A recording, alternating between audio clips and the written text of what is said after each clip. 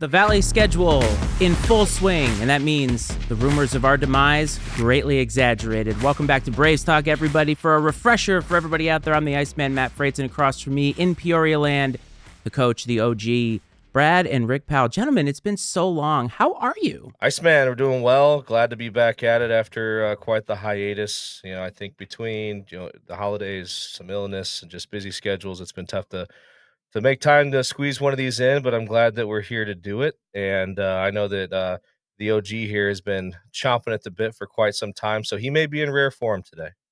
Yep, literally a year older since our last broadcast. That must be true. There we go.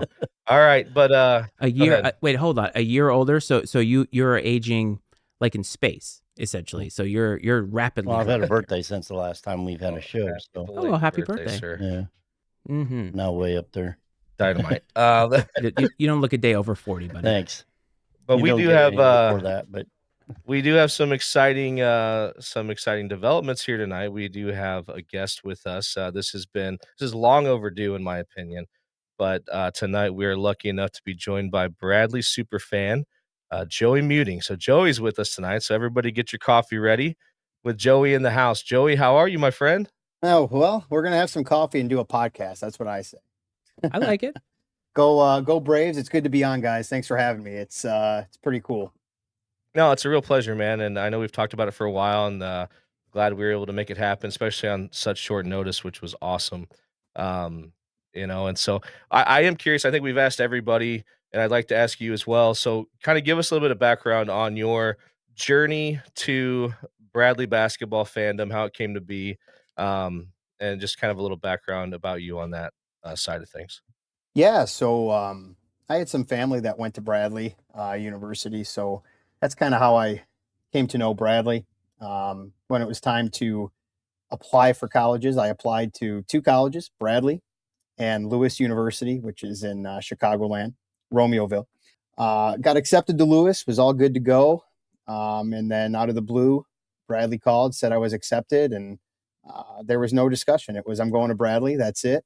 And obviously, being a big sports fan, went to games, and let me tell you, probably through some of the worst years of Bradley basketball, just fell in love with the team, man. I mean, it's just what it's all about, right? Going and showing your support for the basketball team and different athletic, games. We had a buddy who played for the baseball team, so we were at a lot of the baseball games, and then got involved in the Red Sea. And by the time I was a super senior, was VP of the Red Sea. Thankful to a couple of guys, specifically Anthony and Colin, two of my very close friends, getting me involved in the Red Sea. And that's kind of where it all started. Met my wife down at Peoria in Bradley, and she's been a lifelong Bradley fan. So it's just been probably my fandom's grown since then, because I've gotten to see the Peoria side of it instead of just the college side of it. And it's been pretty special. No, that is exciting, and one of my favorite things about doing this podcast and the group chat that a bunch of us are in on X is I think that like I kind of had tunnel vision about Bradley basketball, and just I wasn't connected to a lot of different Bradley fans, and kind of thought that it was almost an oddity for someone like me to be as obsessed and into Bradley basketball as I was, and then it's like I get to meet everybody, and over the last few years especially, and it's so awesome just to see people, to have this group of people that share this passion. And I mean, obviously, I knew there were people that were passionate about Bradley basketball, but in my eyes, especially at a younger age, it was always felt like that core of that passionate fan base was significantly older.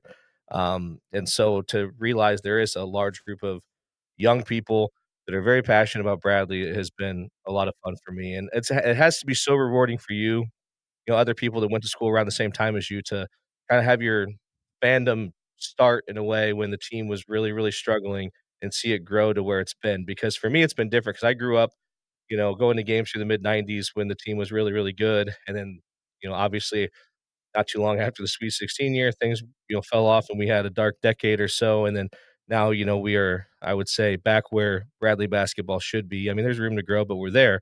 And then I think about people like my dad who's seen it go up and down several times over his lifetime. So, and then Matt, Matt's just kind of come along the last few years when Bradley basketball's been, kind of where it is right now. So just the different tracks everyone's fandoms on is really fascinating to me. And it's really cool to kind of hear how your story came to be. Yeah, man, it was tough. I'll be honest. I mean, going to the games and it was the score to beat was like 57 or whatever to get your free steak from wherever it was from at the Lariat, right? And Right. I mean, my goodness, 57 points. If we don't hit that now, it's but it's been a lot of fun, and I enjoy it, and I've been involved in a lot of things. So I just love sharing the passion with everybody, and it's cool to get to meet everybody who's got that same passion, like you said.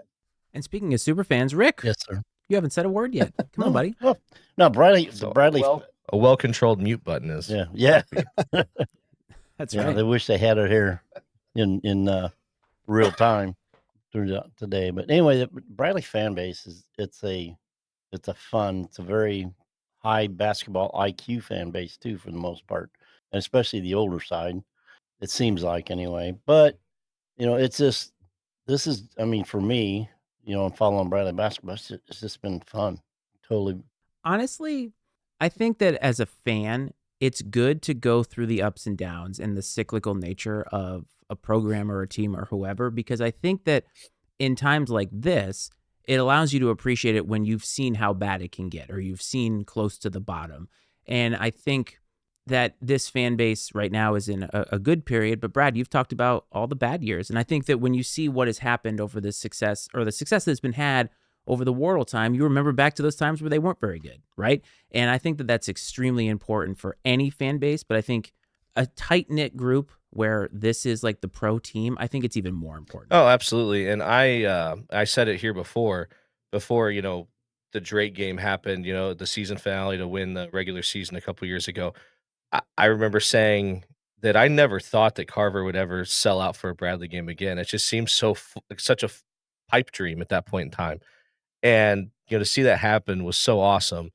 And it's one of those things that I remember actually during that game thinking to myself, because that game was, it was kind of back and forth for a while, and you're on the edge of your seat the whole game. And I remember at one point in time being like, how do I let my emotions be controlled by 18 to 24-year-olds that I have absolutely no influence on whatsoever? Like, and I am a train wreck right now.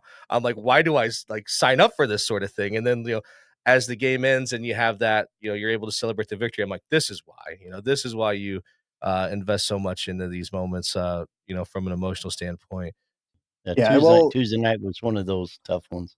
oh yeah, and we've been through many of those in the years, right? And I'll be honest with you guys, like my freshman year, I believe was the year when we had Michigan to come into town, and I think we lost by like 6 or 7. We had a big crowd that day, right? It was next to capacity, and then as a freshman, I mean, oh yeah, Peoria shows up. This is what it's all about, and then I don't know. We probably didn't hit that many fans the rest of the season that year, but it was. I'll be honest. I had tears in my eyes sitting there for that Drake game. I mean, that was just awesome to sit in the stands and see the stadium like that again, and for everything that I had gone through as a fan for those 5 years of my college tenure, to be able to see it like that was just.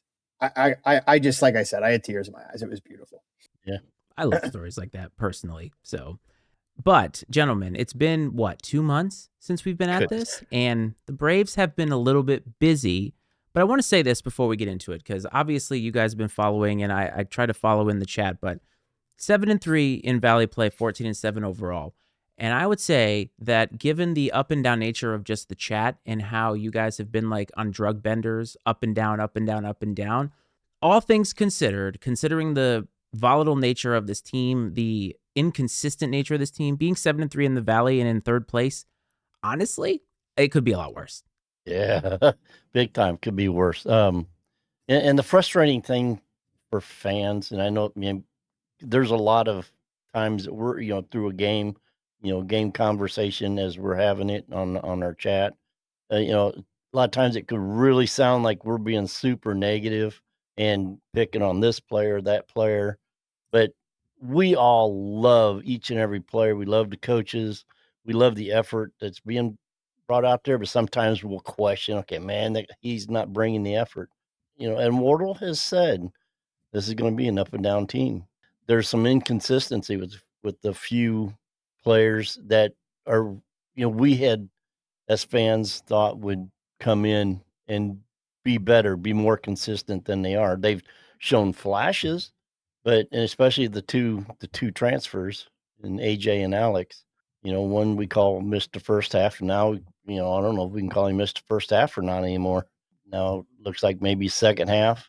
He showed up the other day, for a good part, but still, I mean, yeah, and we'll talk more about Yeah. kind of the players and what's to be hopefully seen from some of the guys down the stretch here. But for sure it's frustrating, but so obviously, like Matt said, off to a pretty good start, all things considered, with this up and down as this team's been. So far, we've managed to steal 2 games on the road, but those are at Evansville and Indiana State. We've dropped the 3 games to the other top 4, 3 of the top 4 teams in Murray, Belmont, and Illinois State, and weren't really competitive in any of them, unfortunately. I mean, Belmont sort of we were to some degree. But it wasn't the version of Bradley that we need to show up to win basketball games in any of those games. My goodness, you can tell it's been a while. But the good sign is the Braves have been holding serve at home, and I think that's really important. As long as you can protect the home court, and we've done so, against UNI, which is probably the marquee home win at this point in time, and we got big ones coming up. We'll talk about later. But, Joey, I kind of would like to hear what you think maybe about where we've been. Like, my dad already mentioned, Wardle said this thing would be a roller coaster ride, and he's spot on. It has been, and I'm sure it'll continue to be, but it's been a lot of fun nonetheless.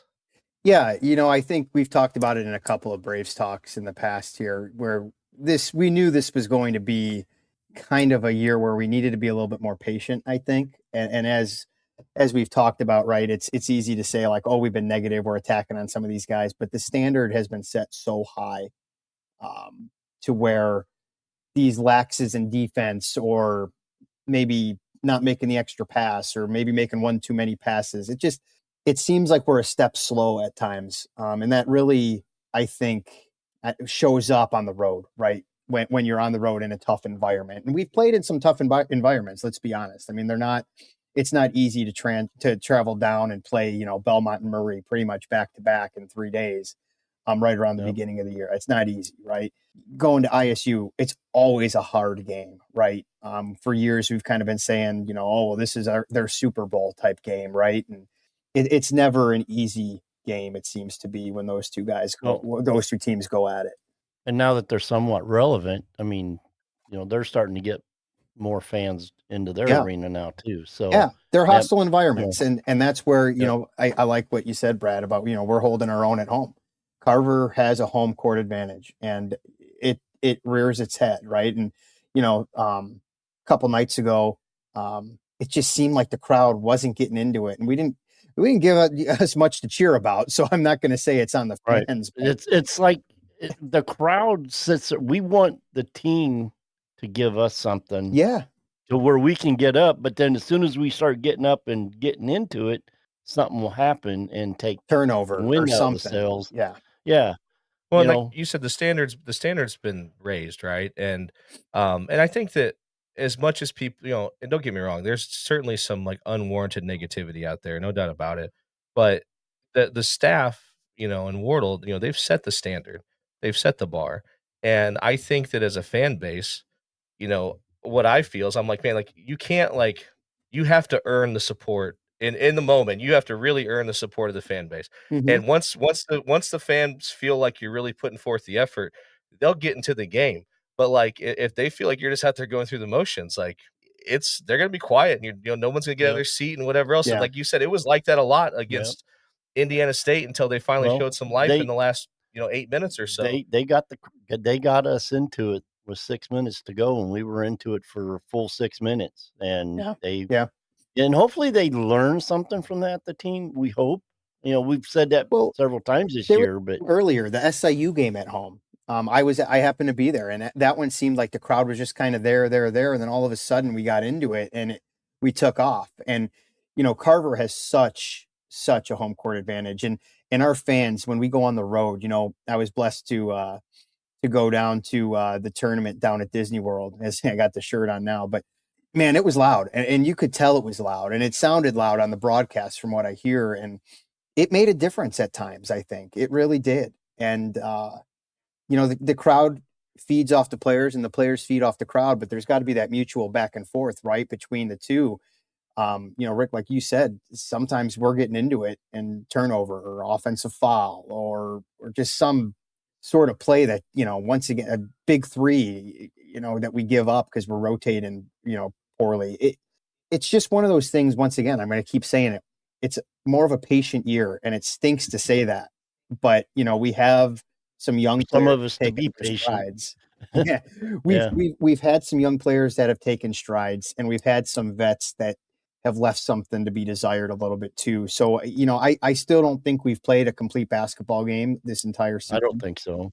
Um, And we may not, but even if we get something 100%, close, 100%. But if we can, to be 7-3, in Valley play, third place, yeah. 2 games out of first. I mean, anything can happen down the stretch. We all know that. And there's a game, I was supposed to be coming down tomorrow night, but with this ugly storm we got coming through the area, we decided to postpone, which stinks, but it's okay. Safety first, right? But Right. we switched the game now to 3-1 March 1st against Murray State at home, and that could be a big There you game. go. That could be a real Yeah. big game. Hopefully it is. I will say this. In the games that I've watched this year, just listening to you talk, thinking about how the team has played up and down on the road, even up and down at home, but still kind of holding serve. Brad, in the NFL, we always say like, oh, this team's a year away. Like you know what I mean? That's kind of the vibe that I get from this because you see the bones of young talent, right?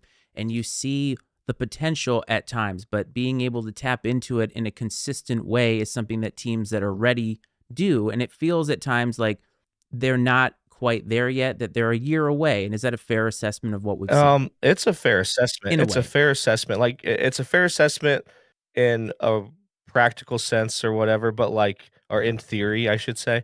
But like 10 Yeah. years ago, I would probably really subscribe to that thought. But now it's like you might have Oh, I know, yeah, because you lose, you, your you know, turnover. I we might get be you, but I'm replacing saying, half the roster no, I next hear season. But you. yeah, but the vibes of man, like this team just needs some more time to come together, to iron out a few things, to develop 100%. Like you're right on the money with that. Or they're a piece away Yeah. or something Well, like that. It's something where you can feel that there's just a little something that if it was there, an ingredient, you know what I'm saying? Like that's what I yeah. mean. I understand that there's turnover and you don't build a program the way that you used to, but that's just that's the Sure. comp. That's No, I agree. the analogy I'm trying to make. No, I think it's a good analogy for sure.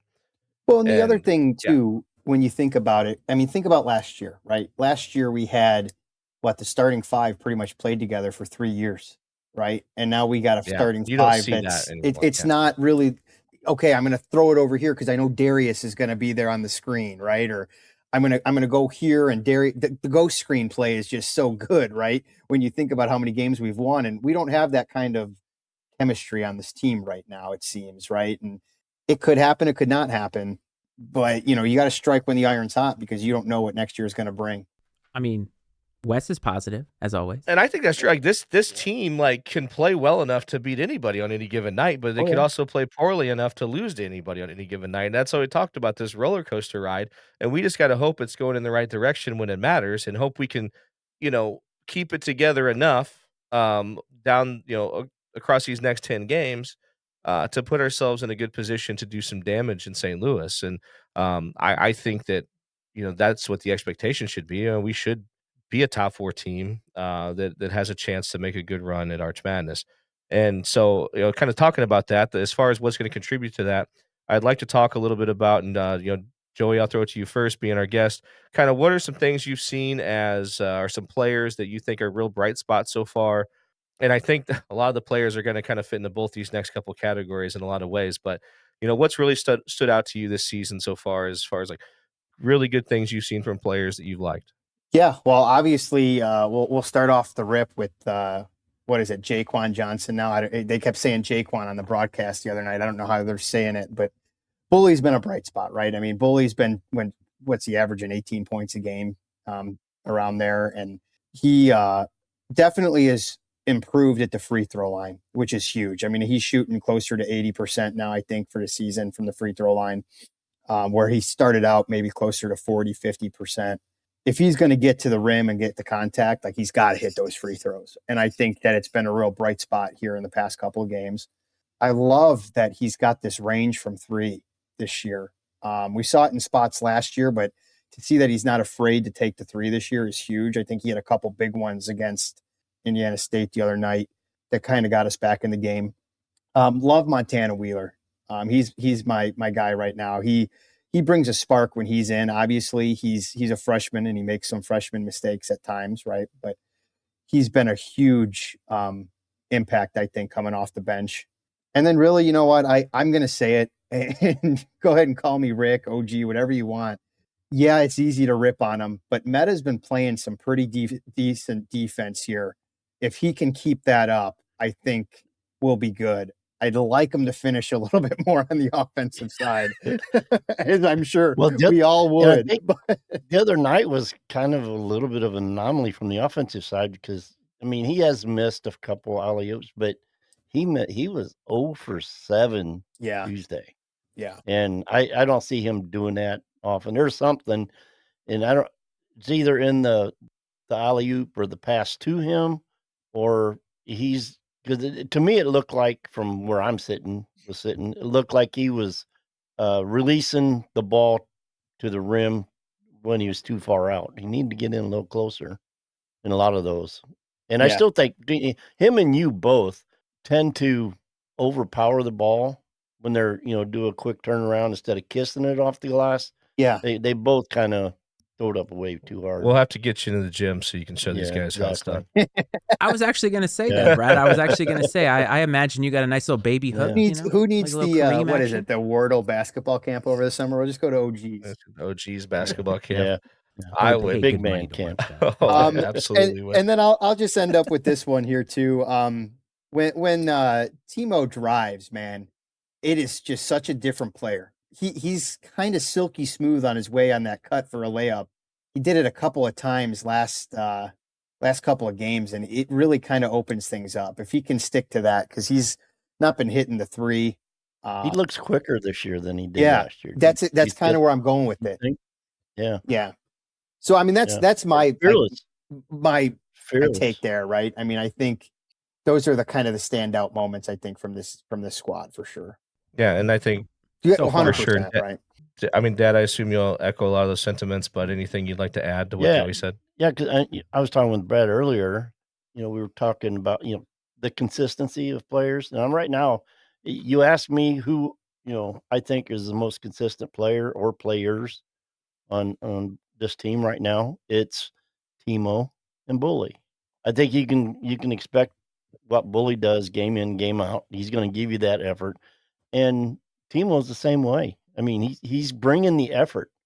I love AJ, but I'm starting Timo in his place every game. But that's me. That's my opinion. I'm not coach, so that's not happening. But that's just where I'm at. That's how much I appreciate what Timo has brought this year. But the two most consistent players, in my opinion, is Timo and Bully. Yeah, and so speaking of AJ, I guess we'll segue into the next part here, which is some areas or players where we would like to see more consistency out of them down the stretch here. Obviously, AJ is the real, I think, popular candidate in this discussion. We all agree, and everybody, I'm like tired of hearing it. Like, almost makes me like cringe when I hear the Jaquan Johnson, or not Jaquan Johnson, my goodness, Jashawn Henry talk in comparisons and things like that. I'm like, I mean, the only comparison, I guess, is maybe like their physical build to some degree. There's no other. No, I mean, there's not really anything else that stands out. And yeah, I mean, if Wes is starting to question it, man, that things aren't in a great place. No, it's just, and I don't know. I feel like he plays with effort. I don't think that it's just, it comes he can't and goes. finish. He can't finish at the rim. He struggles defensively. Yeah, how many bunnies has he missed this year? But I don't know. And it was, P-Town, who sits behind us. He's like, I wonder if he has like abnormally small hands or something, like for his size, for the fact that he can't seem to like finish a dunk or hang on to the ball. Well, see, and here's the thing, because I know preseason, I know Wardle had talked about the players and that, and then he talked about AJ, and they had brought him in and they had identified areas that he needed to work on. And I don't think he necessarily specified, but in my research of AJ, he was horrible finishing down low at the rim. He was just awful. And I Mhm. said, okay, he's worked on that, or maybe he's worked on the 3-point shot. Well, if he's worked on it, it was a disaster because he has not done very good at finishing at the rim. He's picking up boards. I'll say that. I mean, he had 7 the other night. Well, So, and to follow up on that real quick, right? I mean, I'm looking at it right now. 45 seconds left in the game. 68-68. Huge offensive rebound. I mean, he had a huge offensive rebound. They got it to Timo. He hit 1 of 2 free throws. Down on the other side of the court, Harding for Indiana State misses a 3. Giant defensive rebound by AJ. He goes then and gets that big steal with 20 seconds left. So this is all in 25 seconds. He's gotten 3 big rebounds, a steal, and hit 2 free throws. He won us the game the other night. We need more of that play from him consistently if we're going to have him in the starting lineup, in my opinion. Yep, that's the AJ we'd love to see every time he hits the floor.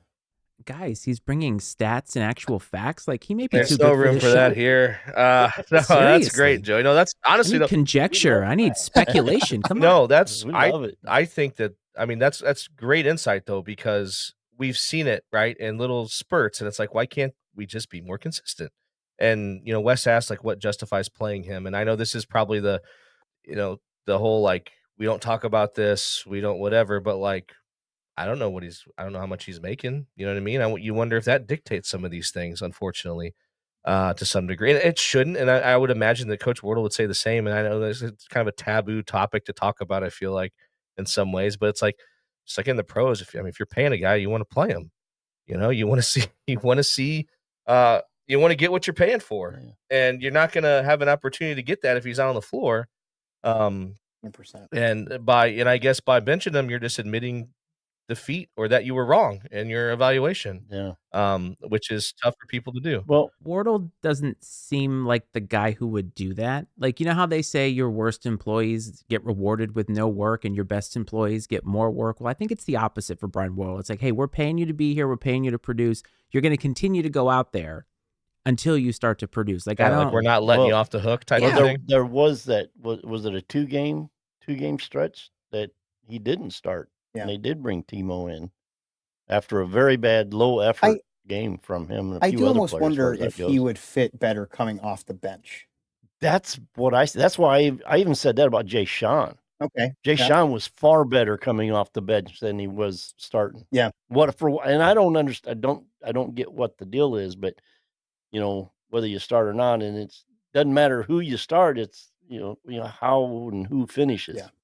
In my opinion, who's putting up the points, who's the hot guy, who's going to bring it as a team. But like I said, you want to get off to good starts. I mean, we can't get off the starts like we did against Evansville. Or in both games. Get down by in both games, get down by them, by 13. That's a recipe for disaster too. But how you can get socked in the mouth by them and come back and win, but then of course ISU is a far better team. But a lot of the lower level teams are giving the better teams a good run for their money, as we have seen here of late. Well, and I'll tell you what, being down the road, Valpo is going to be a real tough road game because Valpo is playing out of their mind at home. They are. Yeah, and these games, they're all going to be tough, I think. It's just because of how we play, and I do think that there's a little bit more parity in the Valley than we've seen in a while, and I don't know if that's a good thing or a bad thing, but, every game's going to be a battle, and like, my dad mentioned earlier, he goes, this game here is a really important one. I was like, in Bradley's case, just the most important game is the next game, like, just because they can be beaten by anybody, so they have to play, they have to approach every game like it's the most important game of the season. But isn't that how it works at the mid-major level anyway? Because you just need to you need to win your conference tournament. Like, no matter what conference you're in, that's how you get in. And so, Brad, you're 100% right. Like, you could look at the schedule and say this one could be tough, this one could be tough, but you have to win the games that are in front of you, because even if you win all the tough games and you lose a game that you need to in the tournament, like that's where this gets really tough. Because if this were like a blue blood program, 100% with you. And I'm not necessarily not 100% with you, but I think you understand what I'm saying. Absolutely, I do. No, for sure. And so, we talked about obviously where we'd like to see, and there's other places. One person, I don't want to sit here and I guess beat it to death because we've been talking about the team for a bit, but someone else who I'd personally like to see more consistency out of is Tamarian Birch. I just feel like he disappears out there sometimes, and he's been scoring. He's a little streaky. He's a streaky scorer, I guess, but you'll take it when you can get it. I kind of peeked through the box scores, of him for the last 10 games or so, and like there's not a lot else that's showing up. When it comes to like rebounds and assists and steals, and it's not like he's stuffing the stat sheet in the other categories when he's not scoring. So, he's kind of somebody I thought coming into the season that would be sort of an X factor. Um, and I don't know that he's I been wonder that if player. some of his confidence is a little short, not quite 100% Did there. he get hurt Because last game? he's been putting up a lot of. I don't know if he got I don't know. hurt. Down the I know stretch, he was early on in the the year sideline, and it looked like a back brace on almost. that could be. Oh, maybe And looking that. at the box where he only played, I think 18 minutes. And That so could be. maybe And maybe he's he's putting nursing up an a injury. lot of his shots on his drives coming up short. If you haven't noticed, I mean, look, the air ball the other day, Yeah. that could be back related. If he's Yeah, I got, mean, we got a better chance of finding out like national secrets or whatever than we do about Bradley injuries. So, which is fine. I understand it. Why put it out there? And Wardle's also the type of guy that's not going to make excuses for anybody at any point in time. It's just the way he operates, which is fine. I have no problem with that. I admire Wardle's demeanor of late, the way he talks about, hey, he says, this is the team we have, and it's going to be up and down. It does seem like he's Really really embraced it because I think he realizes he had to, otherwise he'd lose his mind. Like just because it is an extremely frustrating team to watch at times, and I'm assuming even more so from his perspective. Well, I think he'd lose the locker room too. And I think, I mean, that's one thing with teams that he's had, with the exception of probably less than a handful of players that's come through under him, have always bought into him and his coaching staff. And I think he's I don't know, do you want to call him a player's coach? I don't know if you call him that or not, but it seems like he gets his players and his players get him. Yeah, I just think he's the type of guy that gets the right players. Um, and I've kind of always had that opinion of him. But moving forward, obviously, as we get into the second half of Valley play, that starts tomorrow night for the Braves as they host UIC, who's looked really good, honestly, here recently. We talked about how the most important game for Bradley is the next game, and so the Flames are coming to town, and it stinks because this is the type of game that, especially for fans that are aware of what's going on in the Valley, this is the type of game you'd want a great crowd at, and I fear that the weather is going to keep a lot of people away, which will stink. But I'm curious though. Obviously, yeah, Joey, it's gonna it's keeping you away, understandably so. You have a much longer trip though than people here in town. That's true. But still, I get it, man. I get it. Safety first, and But I guess let's talk about that briefly, and we can kind of talk about what's left on the schedule down the stretch here. Go ahead, Dad.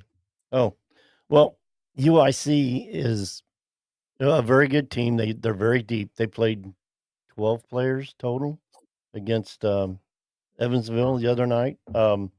Of the 7 bench players, there was only 2 that got under 10 minutes, and each one of them's got 2 minutes apiece. But everyone else was 10 minutes or more. With the most amount of minutes to anybody was one of the starters at 26. But there was like only four players in double figures. 3 had 10, 1 had 16. So, I mean, offensively, the output's not super great, but they've got some good players that play good, solid defense. They, help the other team turn the ball over. So it's gonna be an interesting game. My question is our length gonna be enough to help alter them? I was telling Brad too. I think this might not be a great game for Meta because of his speed. I think the athleticism that comes with UIC might be a little much for him. That's an excellent game for a Corey Thomas to break out, I think, because of his his athleticism.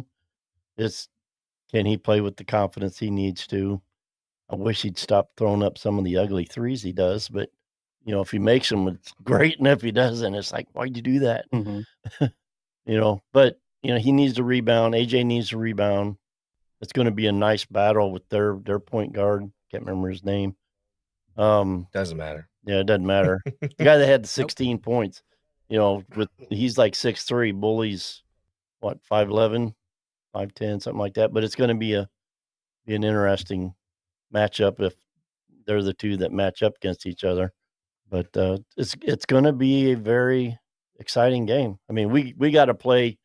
We're going to have to play them like we did the last 6 minutes against Indiana State. We got to come out and sock them in the mouth and then keep them down. Well, this is going to be interesting. I think both teams like to play with pace, right? They like to get out and run a little bit.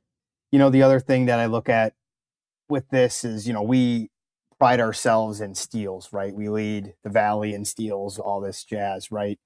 Well, we average 8.9 steals a game. They average 8.3. So it's kind of, we talk about how good we are. They're just as active on the defensive end.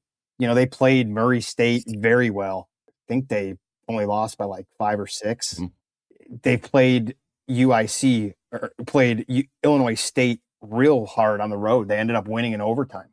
I mean, it's, once again, as we say, we're a streaky team. UIC seems to be a streaky team as well. So I think it's going to come down to the turnover battle. I think I firmly do. The other night, Indiana State had 22 turnovers. We had 4 or 5. And I mean, Indiana State tried to give us the game, and for 18 minutes into the second half, we just didn't want to take it. And I think that could be the case again with UIC. Now, UIC, on the other hand, while they got some bigs, their leading rebounder is a guard. Maybe our size can help a little bit underneath, but I don't know. You guys know how we rebound. Yeah. Yeah. Right. I mean, either way, like we talked about how important it is to hold serve at home, and hopefully we can continue to do that against another good opponent in UIC. And but let's talk about the road a little bit. So obviously, throughout the remainder of the season, we still have trips to Drake, Northern Iowa, SIU, Valpo that you mentioned, Joey, and then a return trip to UIC on the slate. So I think to finish where we talked about needing to finish, you're going to have to, obviously you've already gotten the 3 big ones out of the way, but it's never easy to go to Northern Iowa. Drake, they're not the Drake we've known over the last decade, but it's, they just beat Murray there, right? Yep. So, that's not one you can take lightly. You talked about how strong Valpo's home court advantage has been this year so far. And then, of course, we talked about how streaky UIC is, and you have to, be prepared to play that game no matter what. And it's always tough to go play in Carbondale. They turn out pretty well for that team, no matter how good they are. So that's one that's going to be a challenge as well. Yeah, there's some tough road games. I think they need to do better than 2 and 3 though. 100% in those 5 games. Absolutely. Yeah. No. Which could be it's tough. going to be tough. Yeah, I tough. mean, it's going to be tough for sure. Yeah. No, I think that like you got to come out of that 4-1 would be great. If you can manage to go 4-1 in that stretch, and that's probably a tall task and a lot to ask. But it's when you're going to find out in crunch time what the team is really made of. Can they be sneaky good the way that West thinks that they can? And then getting the 3 bigs at home with that home court advantage, getting some momentum. I think that these things are set up for them to really show us what they're to get the home finale against Murray on senior day is going to be huge. Hopefully it's a game that's a meaningful one when it comes down to it. I mean, I think it'll be meaningful. It's just a matter of how meaningful. Yeah. It'll be, hopefully it's for, a regular season title. That'd be wonderful if that's the case. But there's a lot of things that have to happen between now and then to set up that opportunity. First. Yeah, exactly. Let's take the next game's the most important game. We'll just keep beating that drum. One at a time. We can get a little Belichick onto the next. I like looking at teams with some possible intangibles. So maybe some tangibles that might be in our favor for tomorrow. UIC's on a 5-game winning streak. They have one on the road to Illinois State and UNI. maybe they come in a little cocky, especially with the games they played against us last year, Mhm. as close as they were. Oh, So yeah. maybe they come in a little cocky, and let's not hope it's not a chip on the shoulder, but let's say they come in a little cocky, and our guys come out and hit right from the get go and play some D. And Rebound. one thing I like is that we've played a lot of games that have been tight down to the wire. We've played in overtime, like we've won ugly, and that's honestly like those are the games you have to win, and that's how you have to win a tournament like Arch Madness. You know what I mean? And like I think just the experience in those moments in late game situations, these high pressure situations has been invaluable, and it's going to be hopefully it'll pay Yeah, dividends down the stretch we here. have come from double Yeah. digit deficits to win some games Yeah. this year. Hopefully, we don't do that this Let's not next make a habit of that, tomorrow right? night. No. Yeah, let's just let's get it figured out. Let's play some D. What is it? Compete, defend, and rebound. And we got some work to do there. Well, it's You know? it's funny. I was joking with my buddy Bobby about the Bears and Bradley. I'm like, it'd be really nice if some of my teams would decide to play in the first half of games because it would, number one, save the old ticker, and number two, it would help us down the stretch instead of having to come back from 10 in the final moments, right? So Right.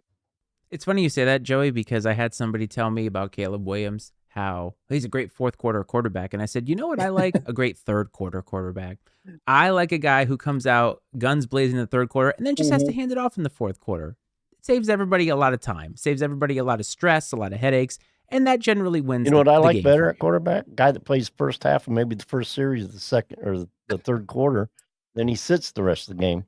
Oh, am I talking about CJ Carr? You got it, Oh man. my goodness. but So I'm this is a yeah, little more of no. a fun topic.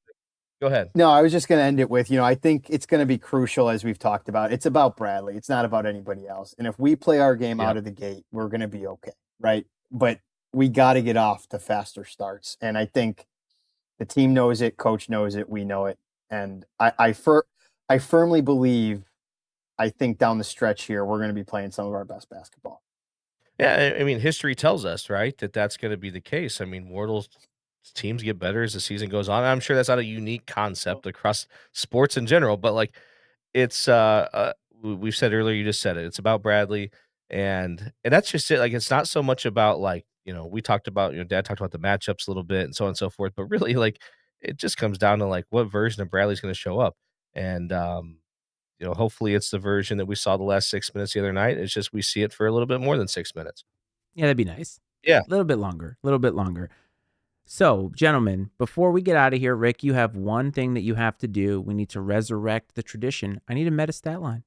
Ooh, I'm going to say he's got the opportunity to go off. He had the opportunity the other night. I thought it was a bad matchup for him. Well, it is, but I mean, he still has the opportunity because he has so much size over anybody they have. I mean, he's like 3 inches taller than their tallest guy, and I don't think their tallest guy necessarily comes off the bench. 6'10". But anyway, I'll give a meta stat line. Let's go with 8 points, 9 rebounds, 3 blocks. It's pretty Oh, good. come for a on. Just bad give him the matchup, I'm not gonna double-double lie. at this point. Exactly. I know. He's been He close. doesn't want to commit that much. But he got it. He got it about a couple games ago. I think he got one. did get one, yeah. Anything is Yep. possible, Rick, but we haven't heard that prediction in quite a while. And quite frankly, I needed to hear it Yeah. in my life. Well, look, it's been a minute since we've done this, and I think we're a little rusty. Joey bringing facts, bringing stats. I mean, that's a little, out of our wheelhouse.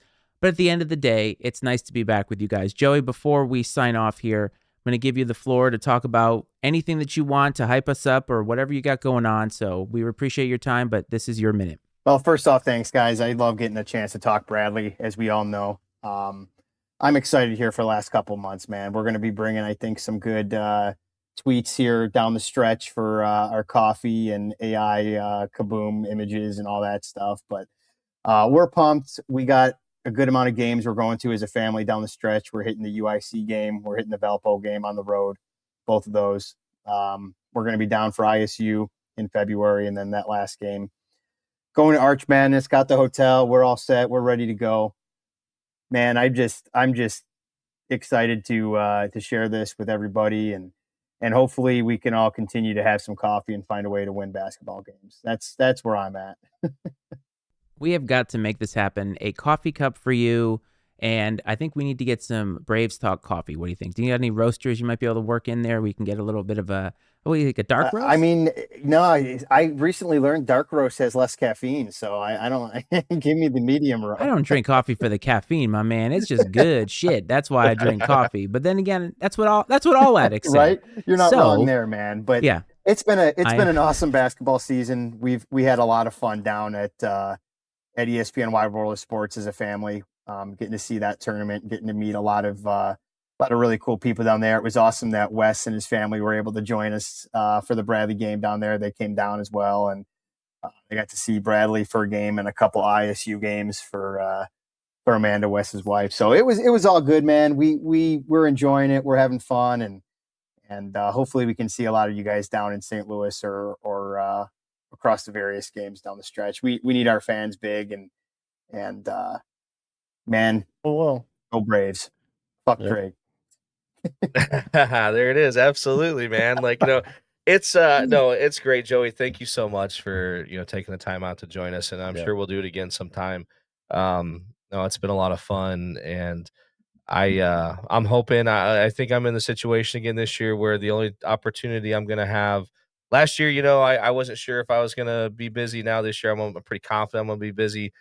Saturday for sure of Arch Madness, but hopefully the Braves make it to the title game again and I can get down to St. Louis for that one. Although my record at Arch Madness title games is not great. But as a superstitious person, I worry about that a little bit, but I just can't stay away from the Braves, man. Love to be there. If anyone wants to like tie me up somewhere so I can't get in an Enterprise Center, that's on you, I suppose. Go for it. But looking forward to the second half here. Hope the Braves can play some good basketball, and just excited to watch this team. Excited, really. I just love the community around it, right? Everybody in the chat and doing this. I'm glad we got back to it. Hopefully, we can be a little bit more consistent here throughout the remainder of the season. So, thanks a lot, Joey. And how about the OG? Any parting words? Yes, I do. I want to say one more thing about players, and just real quick, and it's Zobrist and Dietrich Richardson. Kudos to those two guys for being able to get in the last two games. Well, Dietrich was hurt the other one, but it's great to see Zobrist get in, get 11 minutes. Did very well, I felt, and it's valuable. Those are valuable minutes for him. And Dietrich did super great when he got in the game before. Hopefully, we get an opportunity to see him again maybe tomorrow, and put on a show for the local fans. And no, I'm not the guy that yelled at Wardle. Who was that? The Drake game, to get the. Hey, it wasn't P-Town either. I can. Yeah, it wasn't him either. That. But Kevin P-Town, he'd be proud that you used your parting words here to celebrate the young guys. He would love that. Yeah. Yes, he has been pining for that since literally day one of the season. Well, my favorite part is the community. I know it's been a while, and maybe we weren't able to get as many people here as possible, but the fact that we've made a community out of this show, to me, that's the best part. So whether the Braves win or lose, this show will be here. Like I said, the rumors of our demise, greatly exaggerated. It's a new year, but it's still the same us. So from me, from Brad, from Rick, and Joey, this is Braves Talk.